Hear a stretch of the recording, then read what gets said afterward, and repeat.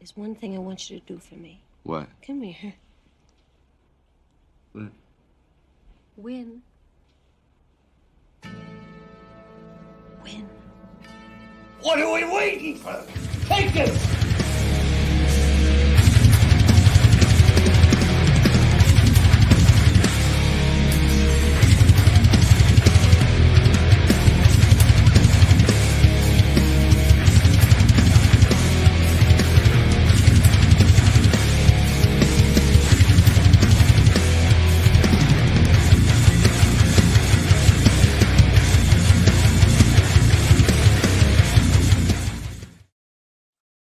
What's up, EoP sports fans? It's Wednesday night, it's 8:30, time for EoP. I'm Big Al. And I'm Joey Sharon. And who says there's no sports to talk about during the summer? The Phillies are hot right now. The Flyers are interesting to talk about again. Listen, they got their guy. They got their guy. They got the Russian. It's the only time in Philly that we always think of the Russians in Philly. They don't get along very much, but a Russian. But hey, this Russian. He's here to break somebody, but not right away. We'll talk about that in a moment. So, yeah, they make the 7th overall pick, and the Phillies are in Chicago. They just started because it's an 8 o'clock start, of course, an hour behind. Eagles a little quiet on the Eagles home front because it's nothing going on. Jason Kelce. They had a big day today. The Kelceys in Seattle, and the team 62 was down there. Definitely want to touch on that. We're going to talk about that a little bit. And Sixers, because it's 24 hours, Joe. The clock is ticking. And we talk about the Flyers being on the clock. Well, Mr. James Harden is also on the clock. But we're going to start right now for the first time in a long time, Joe, talking hockey because we haven't been able to do that. We have our Flyers gear on. We're all excited. Actually, should be because I was talking to somebody about this. They're like, "Why are you so excited?" I'm like, "We have been force-fed rebuilds and retools and da-da-da-da. They burn it down to the ground. There's nobody who's untouchable. They will trade out.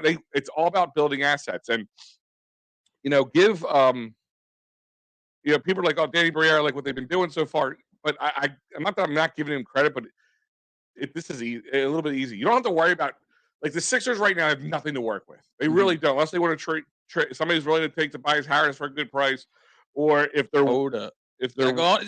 It's going. Three-run Jack, Nicky Cast. It's nice to see the power back a little bit. That's two last night from Brandon Marsh, trying to do bamboo Brad in by trying to get that third one in. Yeah. If we got all remember the 3 sombrero hat day, that was funny. But up 5-0, kind of looked like last night. Much like last night, yeah. Look who's pitching to them too. Drew Smiley, former Philly. Yep. But no, like I said, this is exciting because we've been forced to watch mediocrity or worse. Yeah. And over the last couple years, seasons, it's been the or worse part. I mean, let's be honest. Flyers hockey has not been much watched TV. I do the post game shows with Maddie B and Pat and Mike.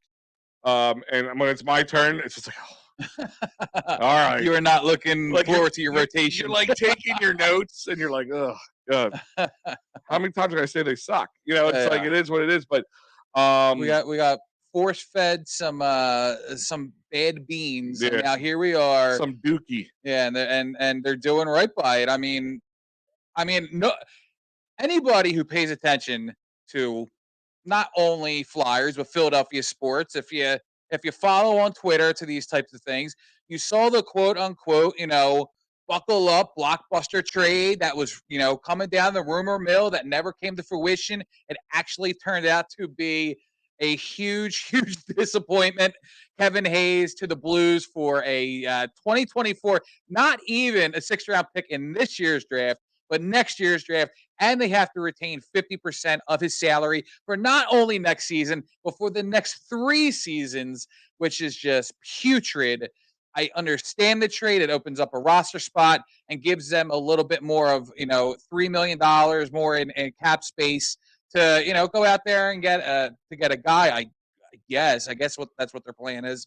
But either way, I think it's just the to get him out trade of was yeah, awful. But it was underwhelming. I mean, Al, when we came in here tonight, you were saying that there's rumored trades, of Lawton or Sam Hine. Like, The Calgary it could happen. Flames, Yeah, Calgary Flames, 16, 17, whatever it is. We might see Flyers, Briere moving up, making some moves. And of course, we know that they had the number 22 pick that they got in what I would call now a blockbuster trade, considering what we thought we were going to get over the weekend.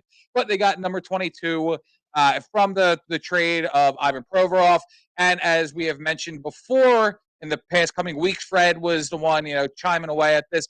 The Flyers have history with the number 22 pick, Simone Gagne, and of course, Claude Giroux. So, you never know. They could hit some more magic at that number, but we'll see what plays out with the rest of the first round. And one of my partners on the post game to Clear the Ice, he's all fired up. I mean, that's what I'm saying. It's exciting times because, all right, it's only up from here at this point. Yeah. Like, that's the point. Like, I'm not emotionally Hard staying. I mean, right now he's staying. That's what the word on the street is. But we talked about how they had the power in this case because Carter Hart, even if he has to wait 4 or 5 years for a rebuild, he's still 29 years old. So it's not out of the realm of possibility that he sticks around for it. What are the odds? I mean, Konechny could be on the move, as I just mentioned. Carter Hart is said to be staying. Well, and Sam, and they have number 22. Is there a possibility that they just go on a run in the 20s and trade away some of these guys for 4 or 5 more picks in this draft? Because I can't see a Konechny or one of these other guys going for a second-round pick. Mm-mm. So if they're not traded here tonight in this first round and soon, they're going to be on the Flyers roster. Well, they could still trade for. Here's the thing: is the other point is with this rebuild, next year is most likely a wash. The cup run is slim to none, but you can still get a 2024 first round pick, and you can stock. I get it. And you can stock those picks now. This draft, and sorry not to interrupt you, but this draft is the one that's being coveted as one of the deepest, if not ever if not in a long time, but possibly ever. So, and you don't know what next year's draft holds. You're absolutely right. So if you have these guys and you feel like you have to start to liquidate, and they have the means, and the other teams have the assets that the Flyers want, I mean, the Blues have 25 and 29 left in the first round. Yeah. I mean, they can, and Sam Hine and Lawton were rumored to them in said blockbuster trade that may have come, except for a no trade clause because of Torrey Krug. But I mean, that's besides the point. It's over. I'll move on. But there is still other moves that could be moved with the Blues, I'm saying. Absolutely. There's still other moves that can be made. So let's meet our new Flyer, Matevey Michkov. Oh, shout out to my cousin, too. Because he's the one who was texting me. He said, go out and get the Russian. Yeah. Was that the Russian he was talking about? Yeah. I texted him, and he was like, oh, my God. He's like, I can't believe he fell. Yeah. Well, one of the reasons he fell, something I alluded to in the opening, is that he is under contract in the KHL, which is, for those who don't know, the Russian Professional Hockey League, and he's contracted through 2026. Yes. So that means, and we've seen this before in the NBA where guys have to go and play in France or something for a couple of years, and before we get to see them, who was it? Dario. Dario Saric. Yeah, he was what? Lithuania or something. Croatia or whatever for a couple of years before he came over here. But I mean, and listen, they really want him. They thought they were making a push. Like the time is our best friend. That's where the Flyers have the upper hand. Sure. And that's where you got to be smart. You got to know what to do. So, like I said, the 7th overall pick in this 2023 NHL draft, they get Matevey. I think I'm saying right. Matevey Michkov. Okay. Let's call him Michkov. Michkov is actually easier to say. Matevey Michkov. And it's sky's the limit. I mean, they said in any other draft he'd probably be a top 5 easily. Well, here's the thing: is they kept saying that he was arguably looked at as the second best player prospect in the draft. Mm-hmm. And for whatever reason, and I'll just go back to me and my cousin texting real quick, is he was saying like now he wonders why he fell, and he said it could be possible it's because the KHL and Russian players haven't been invited to a lot of the tournaments overseas recently because of everything that's going on over there. So there's just a chance that some of these other teams just haven't gotten to see enough of him to warrant a pick of 2 through 6. Yeah, and from what I'm reading, and I did my research as they drafted them, so I only had about 30 minutes to do so with prep and all that stuff. They do call him the NHL's draft man of mystery because of that exact reason you laid out for.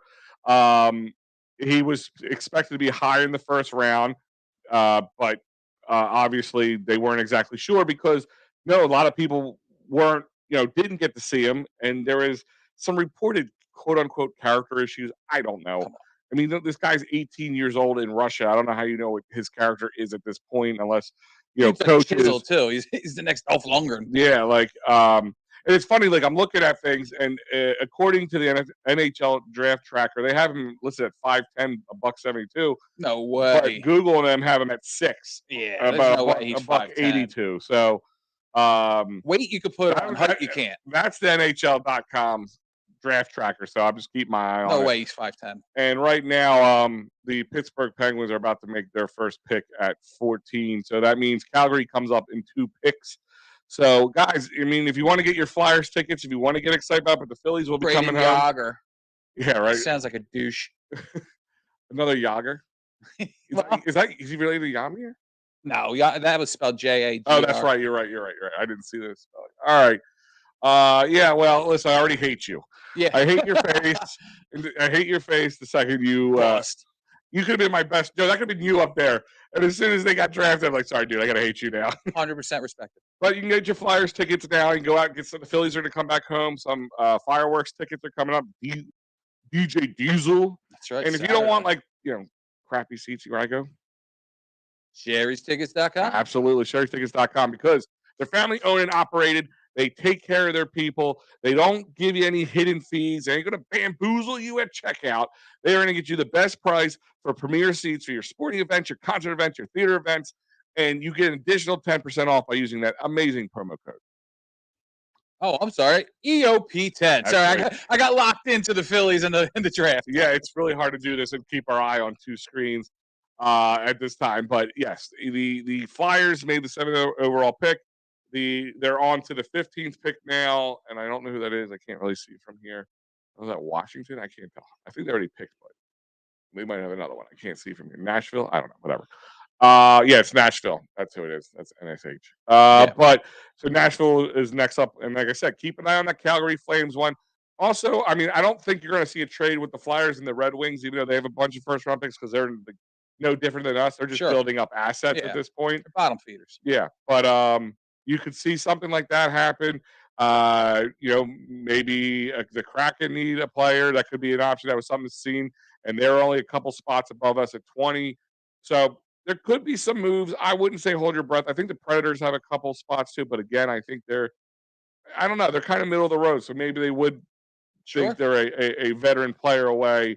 And like you said, Joe, don't forget the St. Louis Blues have the 25th and the 29th overall pick at this point. Yeah, I mean, I guess that they could, hold on to these guys to after the draft. Like, I don't see these guys, these assets who we covet, going tomorrow in, rounds 2 or 3. Like, they may as well just hold on to them, possibly get some more, first round ammo for next year's draft, or they can get, some prospects that they can watch, come through the system. I mean, I guess the options are there, I guess.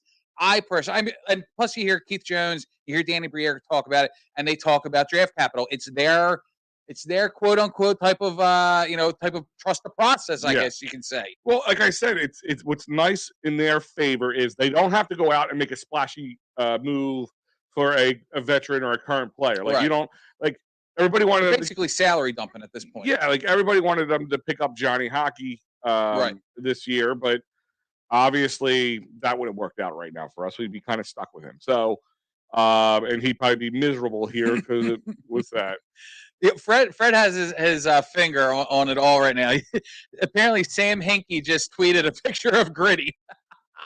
as we're talking about Flyer-esque Flyers trust. I'm sorry, Sixers-esque Flyers trusting the process. How about that? Good timing, Fred. Yeah, that's awesome.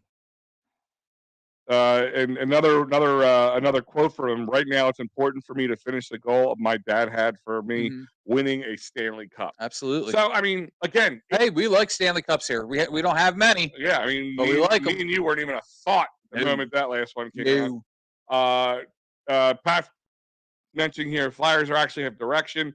Well, Flyers at this point, Pat, the only direction they have is up because they're pretty much rock bottom. I mean, I don't know how much more rock bottom you could hit at this point, unless they let Chuck Fletcher do another year. Like that. You know what? Here's another rock bottom: is them trying to compete next year and not tank like they did this year, knowing that they weren't going to go anywhere, knowing that they should tank and possibly get that number one and Connor Bedard. No, they went out there. They let their pride take over. They won some games. They ended up with the 7th.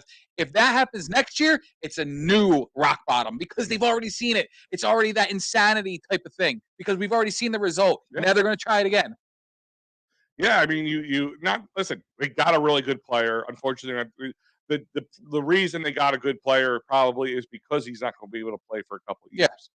Yeah. He says, "I'm a believer in the Danny Briere regime." Well, you're a flip-flopper. Pat was one of those guys, not another bunch of former Flyers, like pounding his chest.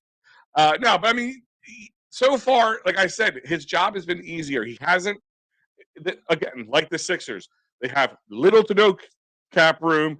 They got really some tough decisions to make with very little movement. There's going to be no splash. I'd be very surprised if there's a splashy splash, big time move. One thing you can say about the difference in the Flyers having minimum cap and the Sixers having minimum cap is basketball players go for $30 million and up.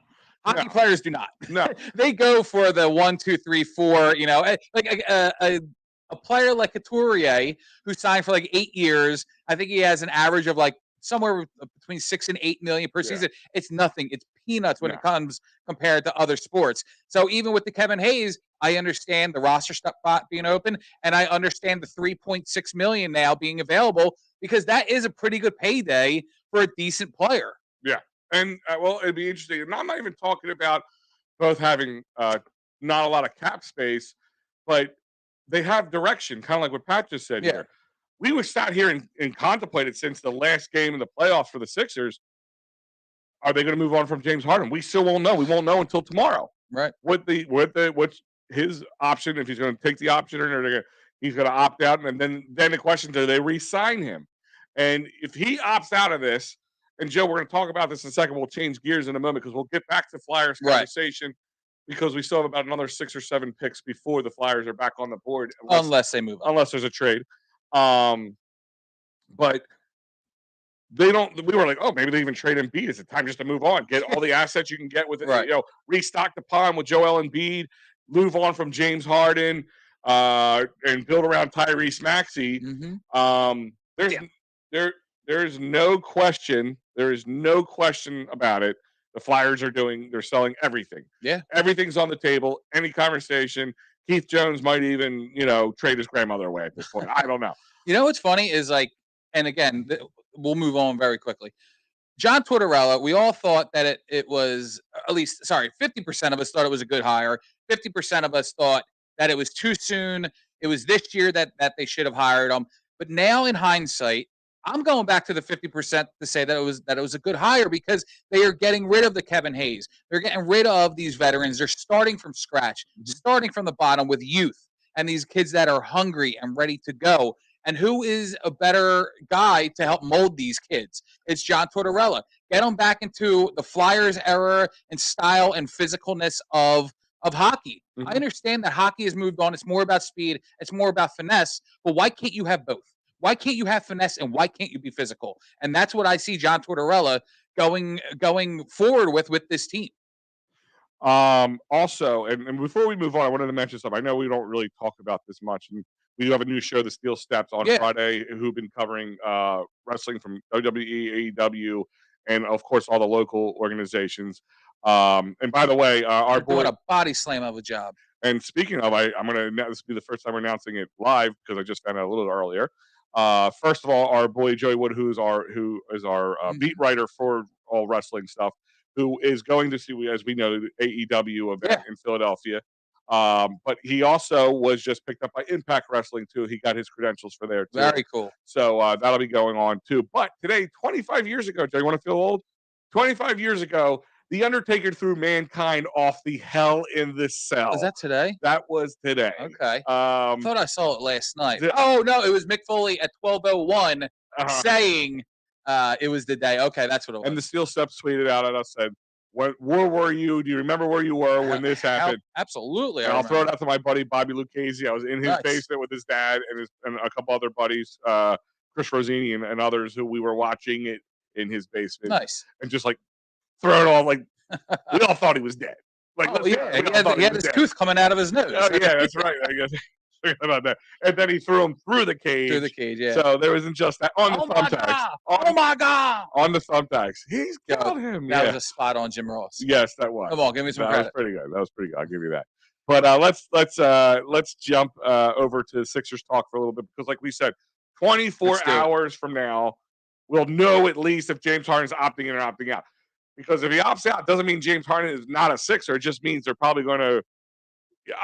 Let me ask you this question: If you know James Harden, like he's going to be here. Just there's no. But would you rather take James Harden at $30 million a year for 2 years, or take just this option for 1 year at almost was it $37 million, whatever?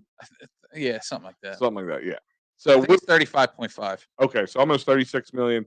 Would you rather have 1 year for the $36 million, try to run this back, see what happens, knowing that you could possibly scare off Joel Embiid and and that be it? Or do you take him for the 2 years, take him for a little lesser money, so maybe you can sign a couple guys to put around him? But the problem with it is, and they showed a graphic earlier, that here you have the top. There's 3 guys where about almost $120 million is tied up in them. Sure, and that would be him, Embiid, and Tobias Harris. Right. So what would you rather go with? I have a 2-part answer to this. Okay. The thought of running it back sickens me. Mm-hmm. If they have James Harden, I think they need to trade Tobias Harris. If they let Harden walk, then I am fine keeping Tobias Harris, because I think you need new blood in here. I think you need other role players to come in here and try and figure this thing out. I don't think going into the season next year with the identical, except for like a role player like McDaniels, because I hear he's going to walk, fine, whatever. Apparently the Thibault trade was just to get Thibault off the books for this upcoming season. Mm-hmm. But just having the starting 5 of Harden, Embiid, Tucker, Harris, and Maxey, like, it doesn't do a thing for me. Like, if they run it back, it might be the first Sixer season in a very long time that I cannot care less about. And it's funny because you're the guy who said consistency has been against them because they always are changing. Because they're always changing. But you're saying you want the change. I do.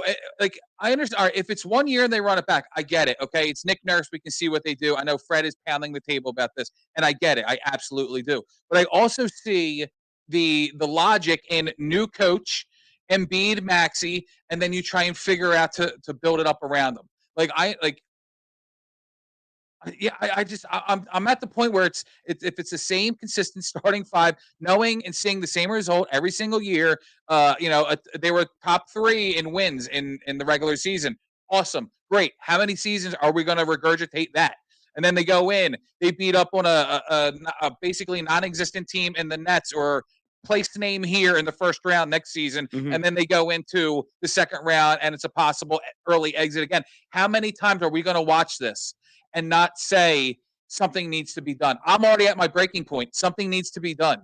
I'm like, the season ended and I'm looking at viable options to trade Joel Embiid. That's how over it I am. That's my question, is by your answer, and I was wondering because it kind of popped in my head, and somebody asked me how would I would feel. I had a random person I didn't know. We were just talking. He saw my Flyers garb on. We started talking Philly sports, and we brought up the Sixers and yada yada yada.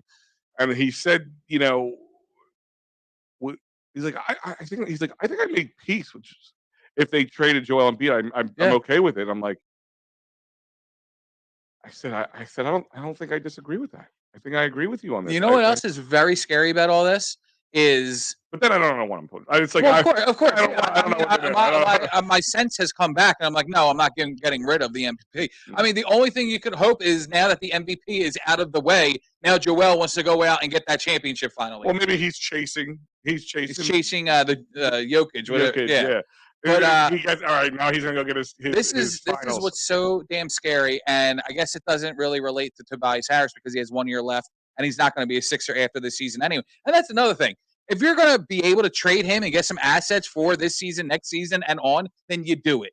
It's unbelievable that Morey is asking for the moon when he should be asking for a plate of cheeseburgers, or a crumble cookie, or a crumble. Yes, you're right.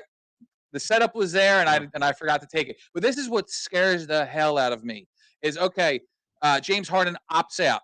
They give him obviously next season and plus 2 more, 40. 45 million, whatever. What happens if we get the same result as this year or worse? Then what? Then Joel Embiid having a year left on his contract? He's saying, no, trade me now. Then we lose Embiid and we're stuck here with Harden. And that's it, because Tobias is gone. Maxey is going to need the money. You have no idea what he's going to do. Mm-hmm. Can you imagine if this Sixers team is stuck with only James Harden for the next 3 or 4 years? It's a nightmare. Well, listen, I think there would be a riot if he gets signed for a 4-year contract. I'm saying even 3. It's too much. I say 3 is too much unless it's a 2-year deal with a team option. Team option, no player option. Yeah, a team option. I'd be more comfortable with that. Absolutely. Yeah. But Joe, I'm like you. I think everybody's like, maybe their expectations go out the window now, like where you can just, if they do well, you can be happy with it, but it is the definition of insanity. It's the definition of we keep doing the same thing over and over again, and we're getting the same result. And I think this organization has boxed themselves into a corner. Of course. And they don't know that Chicago. Cubs, yeah. Right. They don't know. Well, that's Aaron Nola. He's got to give up 1 home run a game. Like, is it the 6th yet? It's a single. It's a single solo one. It's only the 3rd. But it is what it is. And speaking of this Phillies game, and we'll get back to it because we're talking about the Sixers because in Chicago, our boys over at the Phillies Sports Trips have a whole trip out there. And there's a huge mass of Phillies fans, and that's Phillies Sports Trips. You're like, man, I would have loved to go on that. Well, it's too late, guys. You can't go to that one. But don't worry. At the end of July 28th to the 31st, they will be at PNC Park in Pittsburgh for a cool weekend trip. Go out. Check it out. It is awesome. PhillySportsTrips.com. As I always tell you guys, they have all these away games here. All these away games are covered at PhillySportsTrips.com. Bus trips, flights, hotels, amazing getaways. Not just the game. It's the whole experience. I say it all the time. Go to PhillySportsTrips.com. Now, back to the Sixers. And I do want to add real quick, there's a Philly Sports Trips out to Wrigley right now. Yeah. But the other trip is that they're with Anthony Gargano in Italy right now. Yeah. So they go overseas. They're going to be doing the London series with the Phillies and the Mets. The Ryder Cup will be back. They got the Ryder Cup. They got London and Leeds. They got the Union going over there. So it's not all about the U.S. trips. It's foreign as well, so check them out. And that's the best part. Like, if you want to take a bus trip to Washington and watch Eagles play the Commanders, or if you want to go on and go across the pond or go to Italy, they have all. Go to PhillySportsTrips.com. Like Joe said, there's something for everybody, and it doesn't matter what your budget is. There's something that you can afford. Trust me. Like I said, this team has boxed themselves in a corner, but they boxed this fan base into a bigger corner. Mm-hmm. Because the moment you have to start thinking the MVP, a freak athlete in Joel Embiid that he is, that we have to start thinking it's time to move on. My question is to you, Joe. Do you think Joel Embiid has been humbled by this situation and he's going to make the right moves to do, maybe play more like a big man instead of, running out to take threes all the time or, play at the point way more than he should? Or do you think it's just Joel Embiid, business as usual? I think he might be a little bit intimidated by Nick Nurse because Nick Nurse is more of a go-getter, aggressive style type of coach. Embiid may want to be out there some days, and Nick Nurse is saying, no, load management. We are going to make sure that you are healthy enough for the end of the season going into the playoffs. Mm-hmm. I think that there may be, and of course you hear the rumors. speculation that Joel Embiid and Nick Nurse did have a conversation, and they're kind of on the same page. But I mean, hey, once the season starts, I mean, who knows what's going to happen? Yeah. I mean, it could be oil to water with these two. Yeah, and here's my thing: is of course the first thing's going to be all la-di-da, happy. I mean, what's he going to say? Embiid doesn't hustle. I don't want to play for you. Right. Like, he's not going to say that. No. Embiid does not hustle up and down the court. That is not something Nick Nurse is going to put up with. Again, but we also talked about load management with, and maybe he'll be the best to work that with Joel. Like you said, there's 24 hours or so until we find out the decision from James Harden. We have 24 hours or so until we find out the decision from the Sixers fans and how much they are going to buy into the next season. Because it's just as many people as want to, bring Harden back. There's just as many or more who are ready to let him walk. We're saying blow it up. New coach, new mentality. The problem is if you just let him walk anyway, it hurts us. I understand that. So I do. In the best case scenario, it would it's only money wise though. No, but in best case scenario is that you can actually because find they can go over the salary cap if they re-sign their own players. Like that's the only plus side to this. Well, no, I'm saying a sign and trade. Like that would be hard. Oh yeah. I mean, because unless the Rockets really do want him back, but of course don't want him back for a 4-year max contract deal. But if the if the Sixers can sign him to a deal, by the way, Calgary already picked, so we're past that one. We're already done. But if they could sign them or sign him to something that's more reasonable to them and then trade with them for whatever was worth trading for, I don't know. But again, something's got to be done. I would love to know. I would love to spend a day in the brain of Joel Embiid and know what his feelings are. Do you think Joel Embiid wants to play with James again, or he just wants to play with James because he has no other choice in the matter? I think it's more of the second option that he should be leaning to, but that's also my argument is if after this season he sees that nothing is changing from this past season and he doesn't want to play with James Harden again, he can easily throw up that trade request or not even request, a demand, and then again, Tobias Harris is out of here. We're stuck with PJ Tucker for another season. We're stuck with James Harden. Well, no, because he signed for 3. This will be his second season, so we would have one more. Yeah, okay, I thought you meant we're signed. Maxey will need big money to stay. I mean, this has the potential to be such a cluster F, and the decision for the future could come down in 24 hours. If you have to, let me ask you a question and kind of go look at Flyers' way of things, the way it all happened for them. If you end up having to trade Joel Embiid for whatever reason, say this year, or All-Star break, or at the beginning of between this season, next season, do you have to clean house? Like, do you clean general manager? Did Daryl Morey goodbye? Elton Brand goodbye? I was actually going to say, Morey goodbye and keep Elton Brand? I mean, Elton Brand is technically the general manager. Well, it's like the Phillies. You talk about Dombrowski, right. But what's his name? Matt Klentak. He's somewhere in an office somewhere. Chewing some bubble gum. It's what's the other guy? Flood. Oh yeah. He's technically the general manager. And is he? I thought Klentak was. No. It's Flood. I know who you're talking about. I didn't know that he had that title though. I could have sworn it was Klentak. But Fold. I keep saying Flood. Fold. Okay. And Fold. Yeah. What's Klentak now? I don't even know. In fact, he might not even be with the organization anymore. But your comparison is spot on. But like I'm saying, like you kind of have to. I think the only person you would keep would be the coach. Yeah, I mean he's the only guy who would only be here for a year. Well, I mean the coach, his personnel. I'm assuming he's the one hiring all his assistants now with Cassell and others moving on. Like honestly, if Embiid leaves, they have Harden. Yeah, Maxey they would have to give the money to. D'Anthony Melton I don't know what his contract is. He could be up for money or unrestricted free agent. Like this it's scary. It's scary what the hell could happen in the next few days. Yeah, and especially with Daryl Morey driving the bus. The other scary part is no matter what happens, Joe, it just doesn't seem good for us. No, not at all. I mean, there's not a scenario, even like one minute scenario. Was it the Avengers movie where he's looking at 14 billion different ways that this can go well for them, and only Right. one comes out, in that way. Well, it kind of feels like the same way with the Sixers. Like, it's going to take Here's a miracle. Here's a question. They won 54 games last season, third most in the NBA. Without James Harden, how many games less do you think they would win? I would say 6 to 8. I think it's more than that. I would bet that they were around a 45, 46. Well, it depends on who they win replace him team. with, though. Like, who are you replacing him with? I don't think it matters. Who? I don't think it matters because you still have the core of Maxey, Tobias Harris, PJ Tucker, D'Anthony Melton, and Joel Embiid.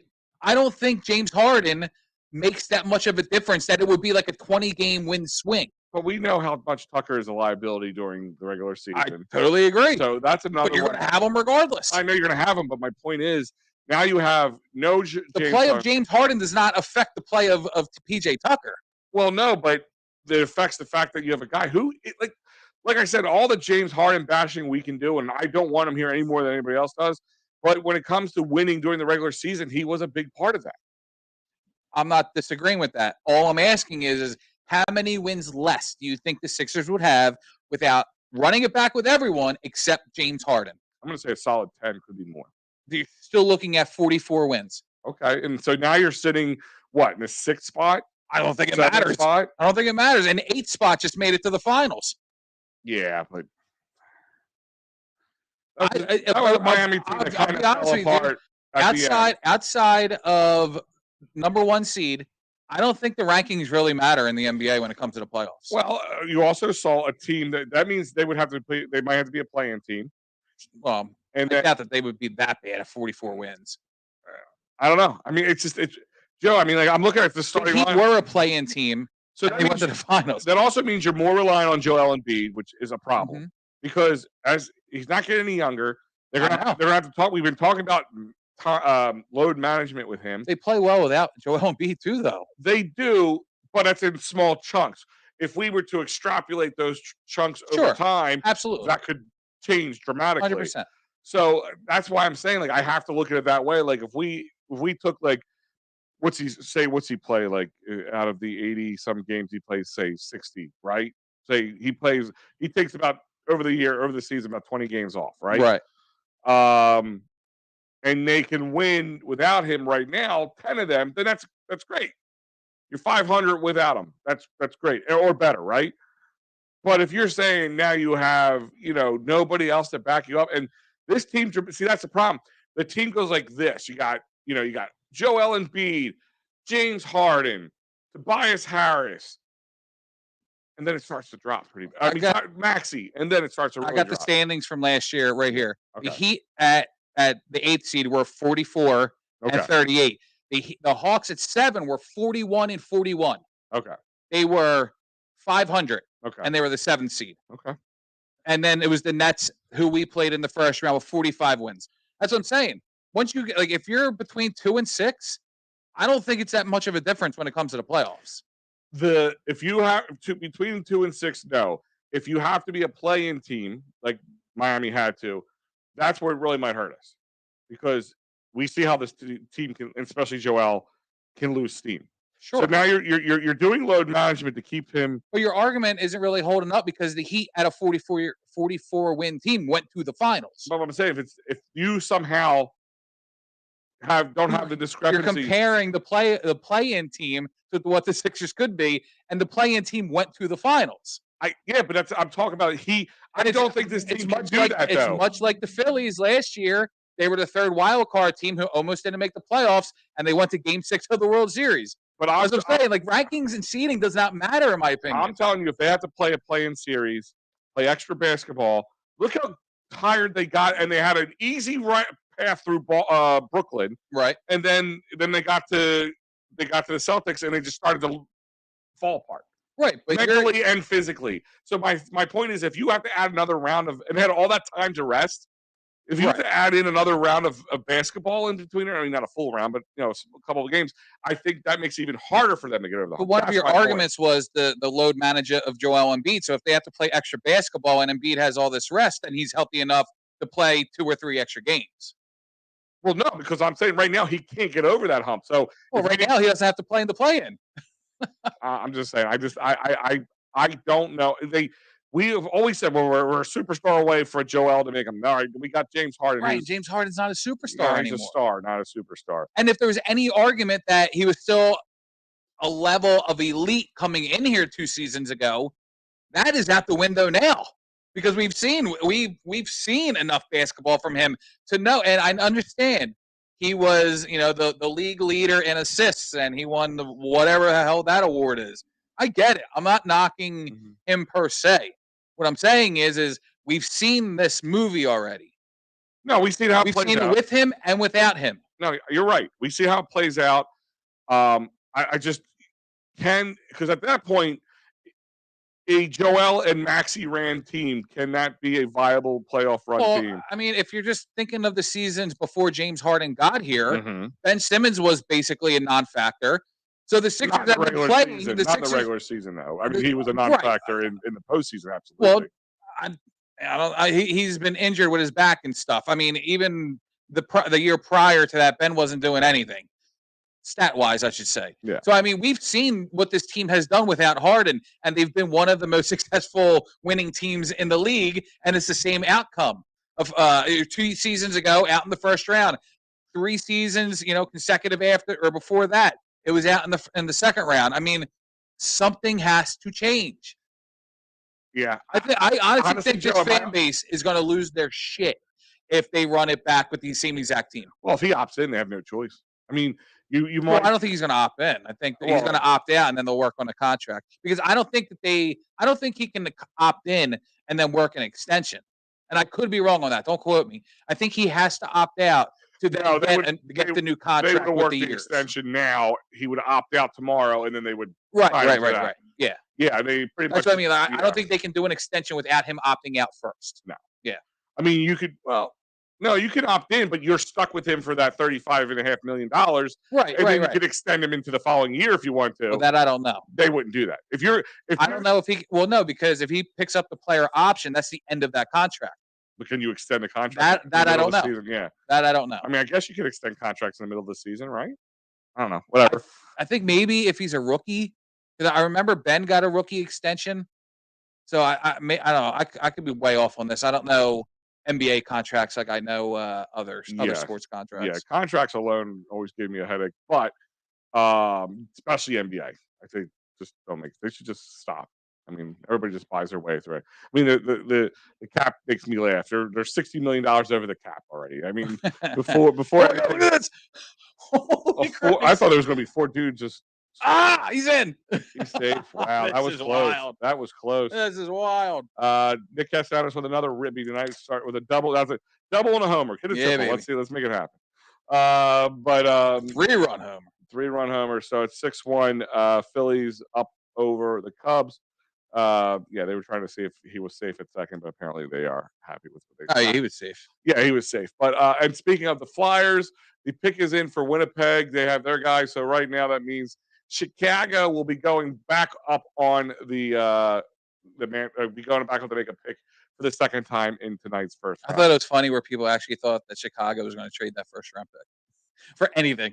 I was making a joke. I'm like, I wonder who they picked. Yeah. I wonder who Chicago took. Dude, that pick should have been announced before the draft even started. I mean, come on. Somebody said, well, they got to get the commercial time in, so they got to make them wait. Dude, it's the same thing with the NFL draft. It's like, we already know who the number 1 guy is. We know who's going first. The number 1 pick should not get 10 minutes on the clock. Yeah. They should have 2.5 minutes.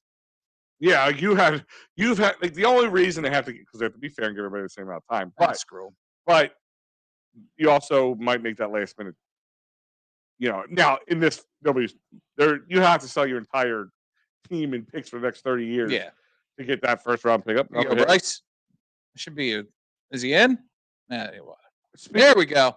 A ribby for Bryce. We'll take that. So 7-1, Phil's great hit, and you know what? When you need great legal services. David Archeri is your man. 610-565-0300. Workers' comp, motor vehicle accidents, personal injury, and criminal law. David Archeri will take care of you and all your needs. Fight for your rights. Go to cherryinjurylaw.com, 610-565-0300, and tell Dave Cherry that we sent you. Let's talk about Phillies for a second, because I saw an interesting tweet. As we all know, Bryce, even though he scored a nice little RBI here, has been power struggling for the most part, and a little bit. You can see the frustration at the plate. First pitch, he just wails. The ball could be 80 feet above his head. He's just swinging for the fences. Somebody said maybe because of his surgery, he doesn't have the same power swing that he's had, and it might take the rest of the season for it to get back. Would you contemplate moving him up into the leadoff spot? Because he gets on base. People walk him because he's Bryce Harper. They're not going to give him anything easy to hit. Right. And he gets these singles and bloops, things like you just saw here, and let him work in there until he gets any of his power back. That means, and then maybe move just Schwarber to number 2. The reason I want to do it is because, for whatever reason, it really does seem like, especially in June, I'm getting kind of sick of talking about the whole Kyle Schwarber in June thing. But I mean, for whatever reason, Schwarber produces more when he's in the leadoff spot. There's no rhyme or reason to it. And with Bryce being in the position that he still is in, I think it helps the batters around him. It helps the JT behind him. It helps the Castellanos before him. So if you're starting to tinker with the lineup again, it's just gonna throw off the juju. I mean, it's hard to pinpoint what it is, but and I've said this since Bryce came back.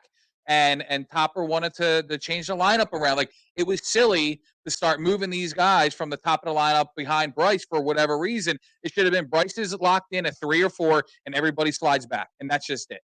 So I am not with them going on a roll. I mean, if they win tonight, it'll be 17 out of 22. Yeah. I mean, this team right now compared to what they were the first 2 seasons is absolutely night and day. Mm-hmm. Not only from the offensive perspective, but the starting pitching and the bullpen shows flashes of greatness as well. There's no way I am tinkering with any of this, and it's one of the reasons. And I posted this earlier. It's literally the only thing I have to say about Rob Thompson is this lineup and how he tries to get too cute with matching the righties against the lefties and the lefties against the righty batters. Right, Brandon Marsh.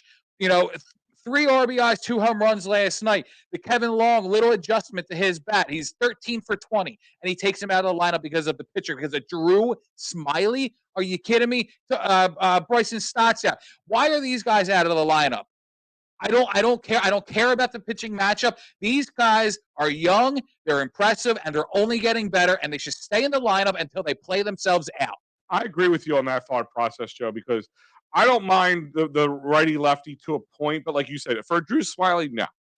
I would leave it alone for him, because you got to let these guys hit against. If you ever want them to get better against righty on righties and lefties on lefties, you got to let them hit. And if that's the rule of thumb here, why is Bryce Harper starting? Because he's Bryce Harper. Exactly. Mm-hmm. And who's batting better? Who's has a hotter bat than Bryce Harper right now? Stott and Marsh. True.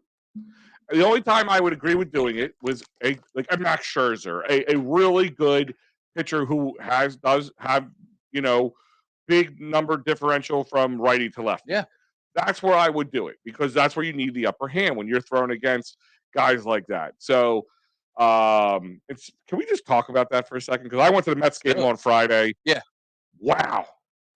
I mean, first part, the Phillies should have trounced them. They kept them in the game, but the Mets really, I mean, we always used to they Metsed it up. Right, yeah. Man, they are just dysfunctional.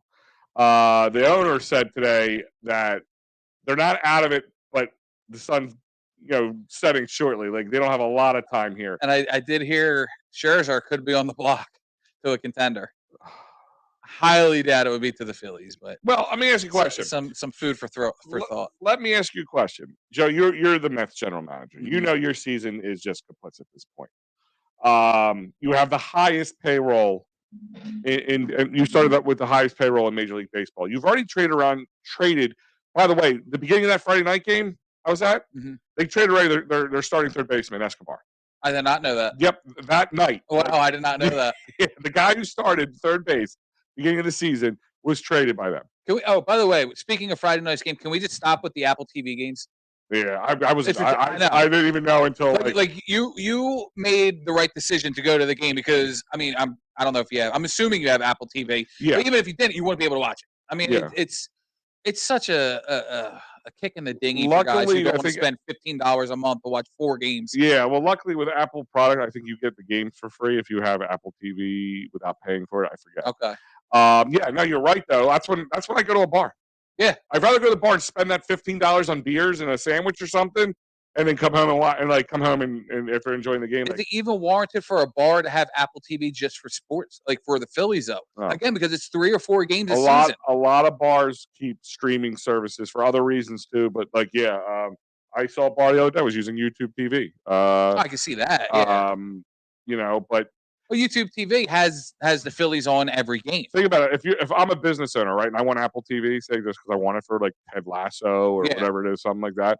Well, if you have it for 4 games and you say use it for the Phillies, you can use it as a business write-off. If you That's true. If you want to look at it that way, like if you want to really kind of look at the opposite side of it. But speaking of Ted Lasso, me and my wife finished it last I haven't even started watching it yet. Oh, dude, you gotta watch it. I feel like a better person watching the show because of the meaningful and inspirational stuff that you get out of each episode. I'm not messing around. Yeah. I feel like a better person. Is it that good of a show? It's unbelievable. Right. Well, that's going to be on my list to start watching. I went into it not even wanting to watch it. Because I wasn't that big of a Jason Sudeikis guy. I like I like him in certain things, but not a driving force for me to watch the whole series because he is the leading guy.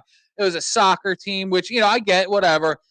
I mean, it was so much more than what meets the eye. Just it blew me and my wife away, like tears coming down as the show finished. Huh? Oh, wow. Phenomenal! Well, Jason Sudeikis, he's kind of like a Seth Rogen to me. He plays that character. He is Seth Rogen in every movie. He's Jason Sudeikis. One of my favorite things Jason Sudeikis is the Saturday Night Live. The not ESPN Ocho, but like the off-brand ESPN, they do commercial, and they're doing like women's curling and stuff like that. It's him and Will Arnett, not Will Arnett, the McGruber guy. I know who you're talking about. It's hilarious. I watch the clips on YouTube all the time because it's just they did so many different ones. Yeah, it's actually pretty funny. And it's only 3 seasons, so you can bang it out pretty quickly. How long? An hour episode? 40 minutes, 45 minutes. Right. I'm gonna put that on my. So good, man. Sorry, I forget where we were going. I rant. We were talking about the Phillies. We were talking about changing the lineup for the sake of Bryce Harper. Talked about Tomper, doing the righty lefty thing. And like I said, I agree with you. I would leave if you want Brandon Marsh to get better hitting against righties. Let him hit against righties. I know. And a Drew Smiley type, because look, he had a terrible night tonight. So if a guy who struggles against righties needs to come in, you let him play. Yeah, I mean, against these subpar pitchers, like it's the perfect opportunity for these guys to come in and get some work done. Yeah, and we were talking about the Mets too, and we talked about Scherzer. So I was about to ask you, what number are we on there? 20. Okay. So there's one more pick in front of the Kraken here, which I think is the Wild. Kraken. I know normally you would not want to trade within your division, but Scherzer's on his last contract, or his last year of his contract. Yeah, last year of his contract. You're the Mets. You have the highest payroll in Major League Baseball.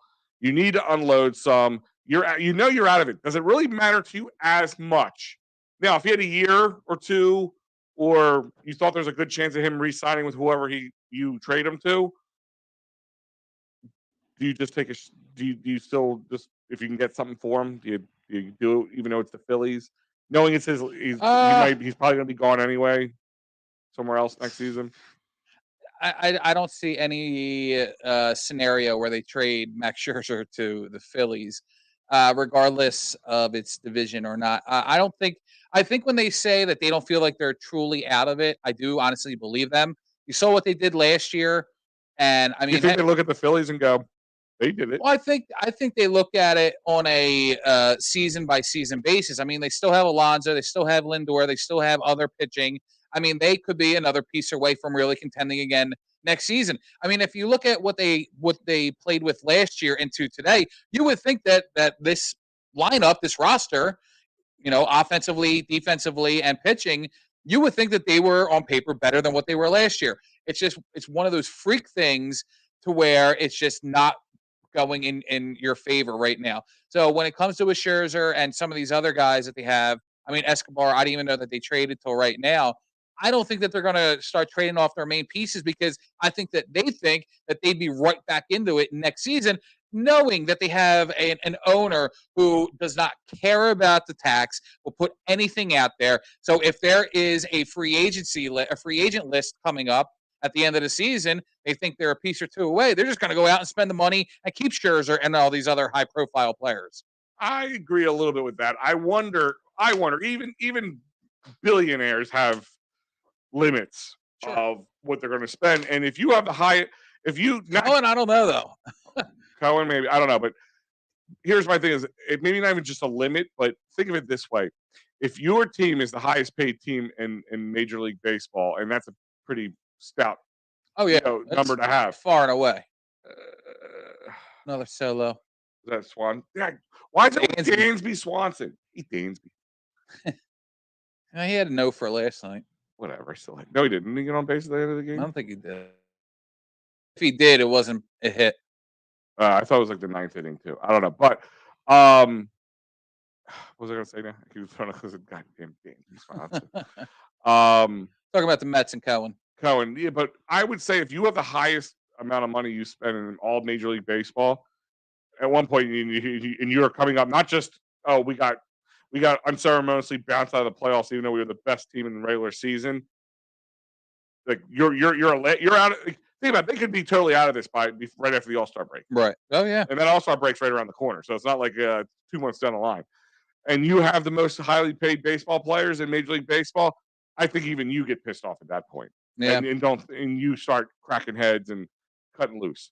Well, here's a quote from Steve Cohen when he was asked about a trade of Max Scherzer or Justin Verlander, and he said he's not ready to broach that topic.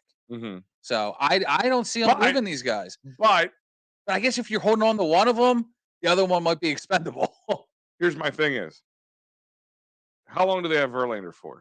They just signed him, I think, to 2 years. Is it 2 years? I believe it could be 3. All right, so that answer is intriguing. And this might be me psychoanalyzing a billionaire, but if you were flat out not going to do it, wouldn't you just flat out say no? By the way, I'm just scrolling through the stats or the about of Justin Verlander, and it says spouse Kate Upton, and I'm just like, yeah, what a lucky guy. That's the best stat you could ask for. That's the best stat you could think of. Yeah, you could do nothing with the rest of your life. That would still make you the man. You can win all the World Series you want, but that 2 years, $86 million. Okay, so you're on 43 $43 million. 43.333.333. Yeah. So here's my thing: is I would unload Max Scherzer and him because here's my and hear me out. Yeah, they're really good pitchers. Don't get me wrong, but Scherzer's old. Scherzer sucks, and he's old. He sucks unless the Phillies trade for him. I mean, yeah, right. But that's my point is and you just open yourself up, what, $70 million for the next 2 years? Oh, yeah. Easily. I don't know what it exactly is, but it's got to be at least around that, or $75 million.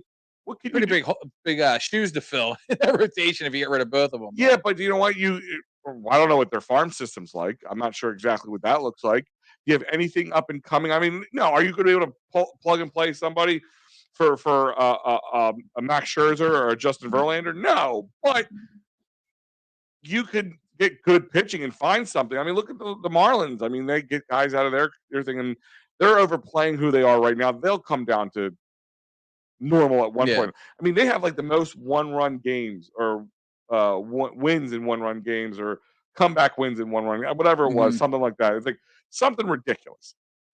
That is not viable for you to make a playoff push. You know what I mean? Like nobody can survive off of that. Yeah. They're just playing really good, and I think we play them next too, right? I hope so. I think we haven't played them yet. The Marlins. Yeah, We have. Sorry. Yeah. Yeah, we have. The Marlins. We need to start playing them because they're in our spot right now. Yeah. They are what I think maybe four. Marlins already won today, I believe. And they're 4 or 5 games above us. So we got to play them. We got to get these big 2-game swings here because listen, Right now they are 4 games above us. 4 games above us. Okay. Mm-hmm. So we need to trade spots with them because it's going to be a tough fill to get up to get to the Braves. So I'm happy just getting up into that 2 spot. You're almost guaranteeing a wild card spot at that part. And again, the Marlins, their offense is good, and they have young hitting that is really starting to step up. Sandy Alcantara, I've been saying this for 2 seasons now. The Phillies rock this guy. Oh, they own him. How he is at one a Stanley Cup, a Cy Young, and he's still considered a Cy Young, candidate. It blows my mind because if you can't go out there and play on an elite level, especially against the teams in your own division, what are you? What am I missing here?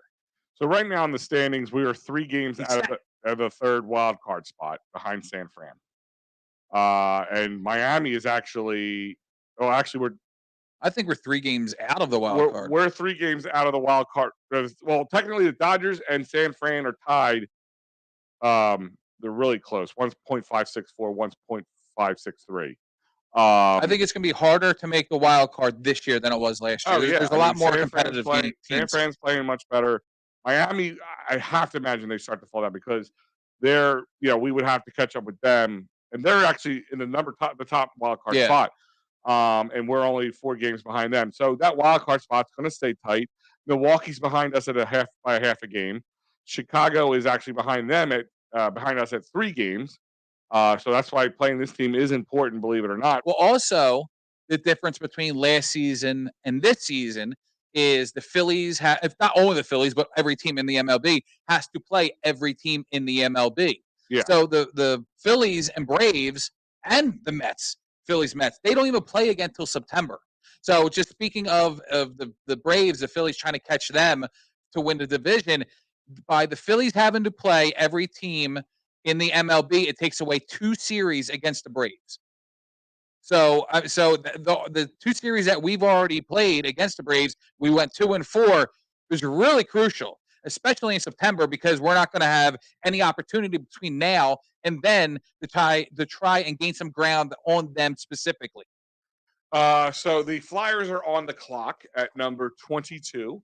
So we'll see they got 2.5 minutes to make a pick. So we will keep you guys up to date with that pick as it comes in. The Phillies are up 7-2. Nola has 1 out with a guy on first and second. It's that 4th inning. I mean, seriously, he's up to 70 pitches now. It's this 4th inning where he gets guys on base and he just pitches worse. Yeah. It's like 100-point differential on his. Can we bring back out Ranger Suarez? Yeah, I know. Like, can we just let him pitch every night? I felt like Ranger showed no fatigue. No. Now, let me ask you a question. Do you think part of that was a little bit because he didn't start the beginning of the season because of his injury? Oh, it's very possible. Yeah. Oh, yeah, absolutely. And that could pay dividends for us come, I hope. The fact that he had about, 2 months almost? Yeah. Yeah, 2 months almost. This is a crucial strikeout or, double play ball would be amazing. Like this is, you need to get it out here. There's no ifs, ands, or buts. You just don't want to score anybody, just get it out. I don't care if you advance the runners, get it out. And this is my problem. Like, is it between the ears? Is the fact, like, Joe, you brought this up at the beginning of the season. The Phillies are in the driver's seat. That's a strike. You POS. No, it's not a strike. But do you believe that because they didn't make a deal, that's why he's in his head, or you just think this is Aaron Nola? That is the biggest question, because it very well could be in his head. It is a contract year. They didn't get the deal done, and they basically double play. So he's basically betting on himself, and right now he's not playing up to the caliber of player that, number one, they think he is, and number two, that they need him to be. Sure. Because, I mean, again, the only thing he's doing right now is hurting his own stock. Because the Phillies are 100% in the driver's seat here. They can come back and they can try and lowball him. And then he's like, no, okay, I'm not doing that. And then he goes off and tries to do whatever. Then the Phillies have a big hole to fill.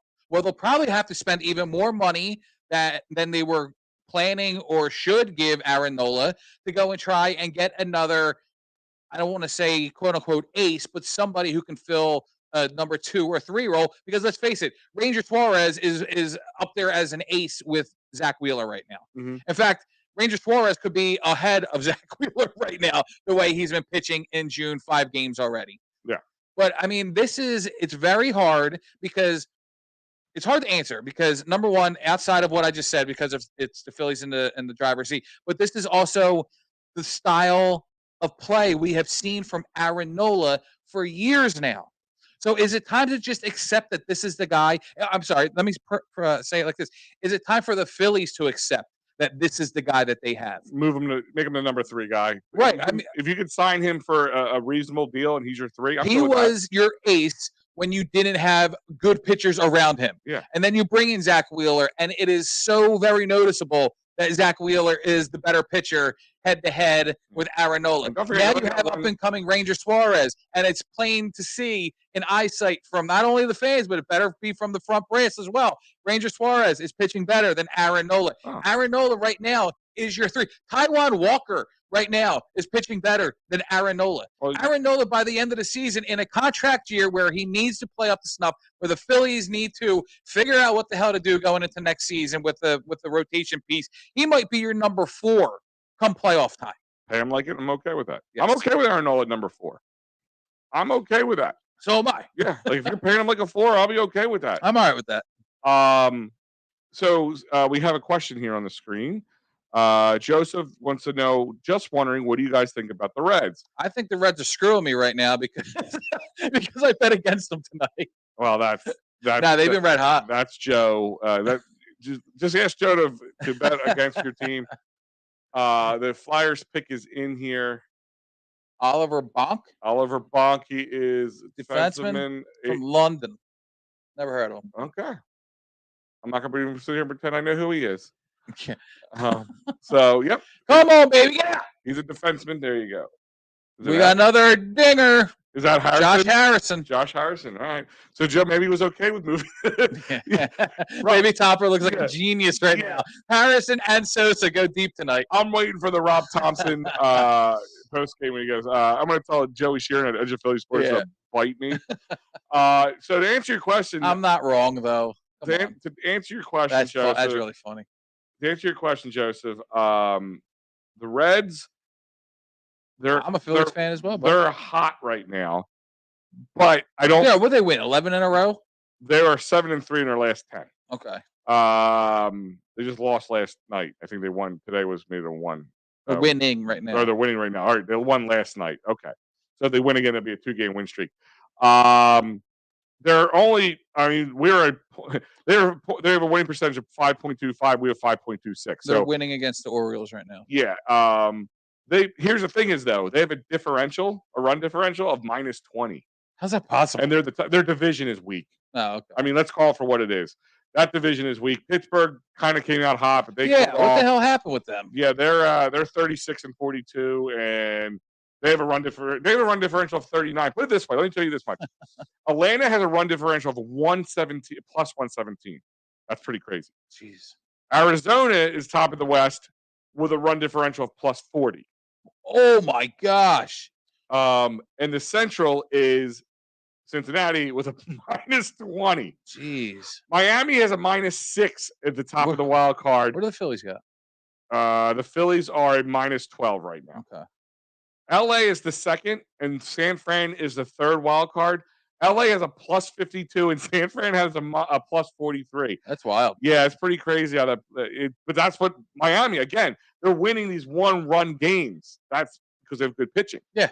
And they've gotten lucky to, enough to get timely hitting. Not sustainable. I don't know if the Reds are going to be able to sustain it. They had a guy who hit for the cycle against the Braves. That was just a bashing type game. I think it was like 11-10 was the final score. We're also sitting here waiting for the Braves and the Marlins other shoe to drop. So and it hasn't yet. The Braves, I don't see the Braves dropping a shoe. I really think they're really the best team in baseball right now. That's disgusting. One of the best teams in That's baseball. disgusting. Let me see something. We going back to the Bobby Cox '90s era where they won the entire decade. God, don't do that. I mean, they've been winning the entire decade for the most part. Yeah. Tampa is still, they're still like just walloping people. Jesus. 54-28. It's a 54-28 right now. They have a win Wow. percentage of 659. Texas has a win percentage of 608. Minnesota is at top of their division under 500. Really? Yeah. That's what the American League West is pretty. They're playing the Braves right now, right? Pretty shabby. Yeah, they're playing the Braves right now. It says next game says June 30th against Baltimore. So they played the Braves last night. Okay, so yeah, they're pretty bad. They're a pretty bad team. Pretty bad division, I should say. Yeah. The West is rough. But I mean, answer your question is I think the Reds are hot right now. Is it sustainable? No. I mean, maybe because it's a weak division, they get into the playoffs, but at least whoever wins that division, I don't see anybody else coming out of the playoff in that division. Right, and the only way they probably get into the playoffs is if they win the division. And if Miami somehow continues this throughout the rest of the season, maybe they drop down a little bit, they'll still be above them, above anybody else in the division. So, what's wild is the Marlins were trying to find an identity for so long. Mm-hmm. Derek Jeter comes in, makes some moves. They change the stadium around a little bit. He leaves, and now here they are, second place in the All right, East. Gabriel Perrault. I hate you. You're a Ranger. Douche. Yep. All right, don't like you. Joe wants to know who do you think is the stronger conference? I mean, American League East. I have to imagine. I mean that's just they're just disgusting out there. I mean, right now American League East. Yeah. The Tampa Bay I just talked about. Yeah. I mean, they're 54. Baltimore is the first wild card, and they have Baltimore's like what 40 and 30. I want to say 48 and 30. 48. Oh my God, 48 and 30. Yeah. All right. Yeah. All right. I get. I mean, put it this way: 18 games. Baltimore's 18 games up. Mm-hmm. Wow. Let me put it to you this way: they are the top wild card spot. The Texans are they are. I mean, the Texans, the Rangers, the Texas Rangers. They are the top of the West at 48 and 31. Okay. Baltimore has a better win percentage than their. That's wild. Yeah. So they would actually be top in their division, and they're not even in their division. Phillies topic that we touched on, but we haven't gotten into yet. I do want to talk about the All-Star game and the voting and how Bryce Harper, who came back beginning of May, as we've talked about, he's having power struggles, hasn't played the field. Obviously, he would be getting in as a DH. I don't think he deserves to be in a selection for the All-Star game. Am I crazy? I don't think Bryce Harper is an All-Star or should be. Like it's a popularity contest. It's absolutely a popularity contest, and that really bothers me. Nick Castellanos should have been in. JT should have been more in the running. Hell, Cody Clemens was even like number 5 for first baseman. But Bryce Harper, he as of right now, he doesn't have it. He's not an All-Star in this league. No. I think the guy who he's chasing is JD Martinez, one of the hottest from the beginning of the season hitters, and it's just because of popularity. It's 100% what it is. Bryce Harper is not an All-Star this season. I think Bryce Harper would even and that's okay. It's okay that he's not an All-Star right now. Mm-hmm. He didn't play last year in it. No, and here's my thing: it's baseball with all the analytics and all the numbers and the WARs and the ERAs and the batting averages and the differentials and all those things that we talk about. It's very easy to have a way of picking your All-Star. You don't even have to vote. Right. You don't have to vote. But the voting is a way for people to get people to go to your website. Oh yeah, 100%. And get clicks, especially and advertising. You can vote 5 times a day. Yeah, it's about advertising. It's about all that stuff. It's a joke. And that's why they won't change it to that, because they don't want somebody just because he's playing really well in there. They want Bryce Harpers. Yeah. You know what I mean? They want Pete Alonso.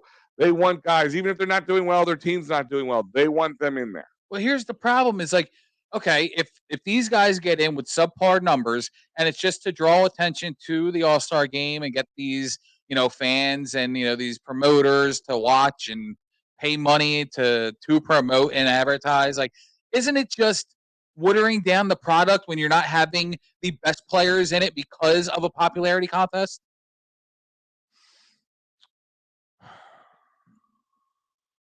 I'd rather watch the best players. And Joe, and the thing is, I agree with you. But if you were running the MLB, you wouldn't be doing any different. It's true facts. I mean, this goes with anything. Wow. He fell off. If he made that throw, that would have been pretty amazing. Been sick. He threw across his body going towards the dugout. That's a tough play. Now you Joe, let's look at it. Let me go back to the standings for a second.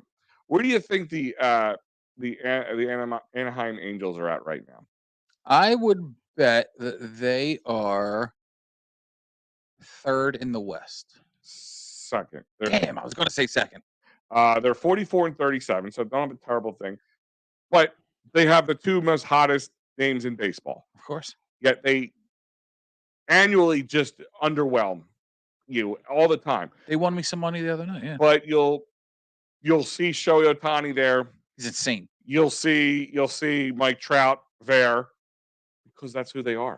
What's unbelievable? It's going to sell more. It's going to get more people to watch the All-Star game. Well, Trout and Ohtani, they're legit All-Stars.